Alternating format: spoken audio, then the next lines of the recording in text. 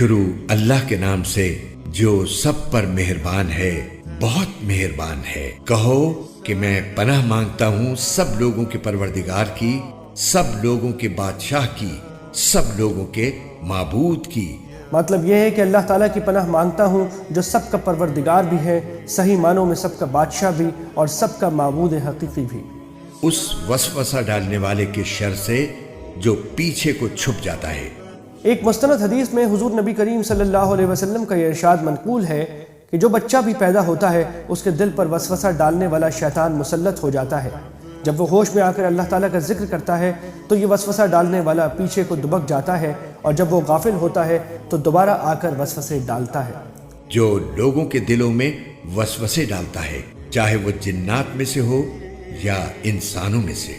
قرآن کریم نے سورہ انعام میں بتایا ہے کہ شیطان جنات میں سے بھی ہوتے ہیں اور انسانوں میں سے بھی۔ البتہ شیطان جو جنات میں سے ہے وہ نظر نہیں آتا اور دلوں میں وسوسے ڈالتا ہے، لیکن انسانوں میں سے جو شیطان ہوتے ہیں وہ نظر آتے ہیں، اور ان کی باتیں ایسی ہوتی ہیں کہ انہیں سن کر انسان کے دل میں طرح طرح کے برے خیالات اور وسوسے آ جاتے ہیں۔ اس لیے اس آیت کریمہ میں دونوں قسم کے وسوسہ ڈالنے والوں سے پناہ مانگی گئی ہے۔ ان آیتوں میں اگرچہ شیطان کے وسوسہ ڈالنے کی طاقت کا ذکر فرمایا گیا ہے، لیکن اللہ تعالیٰ کی پناہ مانگنے کی تلقین کر کے یہ بھی واضح فرما دیا گیا ہے کہ اللہ تعالیٰ کی پناہ مانگنے اور اس کا ذکر کرنے سے وہ پیچھے ہٹ جاتا ہے۔ نیز سورہ نساء میں فرمایا گیا ہے کہ اس کی چالیں کمزور ہیں اور اس میں اتنی طاقت نہیں ہے کہ وہ انسان کو گناہ پر مجبور کر سکے۔